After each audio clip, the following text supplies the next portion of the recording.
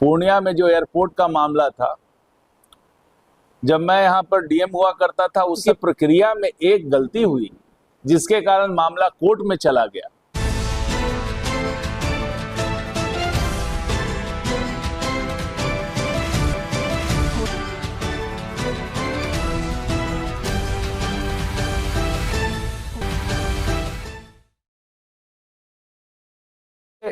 पूर्णिया में जो एयरपोर्ट का मामला था, जब मैं यहाँ पर डीएम हुआ करता था, उस समय भी चर्चा हो रही थी कि एयरपोर्ट होना चाहिए। और उस समय जो है इसके जो कोटिंग था उसको बदलने की बात हो रही थी कि पहले इसका ये हो जाए। तो उस समय से भी बात हुई थी, तो राज्य सरकार पहले ही से मन बनाई हुई थी कि पूर्णिया में एयरपोर्ट होना चाहिए। माननीय मुख्यमंत्री जी कई बार पूर्णिया आते थे, उस एयर स्ट्रिप पे लैंड करते थे और लोगों की जन भावना से वो परिचित। तो राज्य सरकार ने पूर्व से ही डिसाइड करके, जब राज्य में कई एयरपोर्ट की बात हुई तो दरभंगा एयरपोर्ट के साथ ही पूर्णिया एयरपोर्ट भी हो जाए, इसके लिए प्रयास कर रही थी। और माननीय नेता नीतीश कुमार जी के प्रयासों से, उनके अनुरोध पे केंद्र सरकार ने पूर्णिया में एयरपोर्ट सैंक्शन किया। और इसके लिए जमीन वमीन का सब बहुत पहले से अधिग्रहण की कार्रवाई हुई। आप जान रहे हैं कि अधिग्रहण की कार्रवाई हुई और अधिग्रहण की प्रक्रिया में एक गलती हुई जिसके कारण मामला कोर्ट में चला गया। और मैं भी उस समय पटना में माननीय मुख्यमंत्री जी का सचिव था, जो इस कोरोना काल में डीएम उस समय थे राहुल जी। कई बार उनसे संपर्क करने की कोशिश की। प्रदीप जी जब डीएम थे तो उस समय ये प्रक्रिया आरंभ हुई थी। और उसके बाद राहुल जी जब डीएम थे तो उनसे बात करके, एडवोकेट जनरल से बात करके कैसे इस जमीन को बाहर निकाला जाए, मैं ही उनसे संपर्क किया था। और जमीन को कैसे एक्विजिशन प्रॉपरली हो जाए, तो वो फ्लिमजी ग्राउंड था, कोर्ट ने उसको खत्म कर दिया, प्रोसेस ठीक कर दिया गया और एक्विजिशन हो गया। अब उस पर जो है टेंडर भी हो गया है।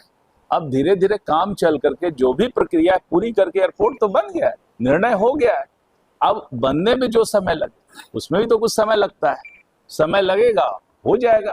15 अगस्त से पहले की बात। तो यहाँ पर एयरपोर्ट के मामले में मैं देखता हूँ कि कुछ लोग जो है वो क्रेडिट लेने की बात करते हैं, हमने कर दिया। अरे भाई, आप थे कब? जब लैंड एक्विजिशन का प्रोसेस था तब आप थे। जिस समय लैंड एक्विजिशन होना शुरू हुआ आप थे। निर्णय तो तब ना होता है कि पहले निर्णय होता है तब लैंड एक्विजिशन होता है। तो ये जनता को जस्ट गुमराह करके क्रेडिट लेना, बेवकूफ बनाना, तो कुछ लोगों की ये फितरत है। और ऐसे बेवकूफ बना करके वो वोट लेते हैं। और जनता जो है बाद में देखती है कि भाई वोट तो दे दिए, कभी प्रवाह में, आवेश में इस तरह से आकर के वोट दे दिए और बाद में अपने को ठगा महसूस करती है। कि सच्चाई जब उनके आंख के सामने आती है तो पता चल जाता है कि सच क्या है, झूठ क्या है। सच तो किसी तरह से आना ही है और वो आया और लोगों को अब समझ में आ गया कि कौन किसने ये काम किया है।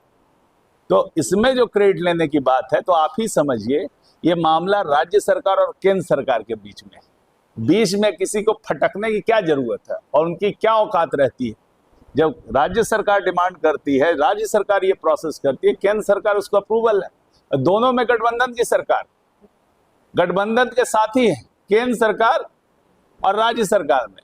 हमारी सरकार दोनों जगह है और वहां से अप्रूवल कर रहा है। तो यहाँ पर कोई व्यक्ति आके जो उस दल में नहीं है, गठबंधन में नहीं, वो क्लेम करता है कि भाई हम कर दिए। कहां से आपकी क्या क्षमता है भाई? तो आप तो सब कुछ करा सकते हैं। तब बिना आप गठबंधन में, बिना सरकार में रहे हुए आप करवा सकते हैं। आश्चर्य का विषय है। ये लोगों को खुद ही जज करना है। दोनों सरकारें एक ही हैं। गठबंधन की सरकार केंद्र में है, अभी भी हम यहाँ पर राज्य में है एनडीए गठबंधन की सरकार। उसके सरकार के निर्णय के अनुसार यहाँ पे एयरपोर्ट बन रहा है और एयरपोर्ट बन रहा है, उसमें कोई दूसरा जाकर के कह रहा है कि हम बनवा रहे हैं।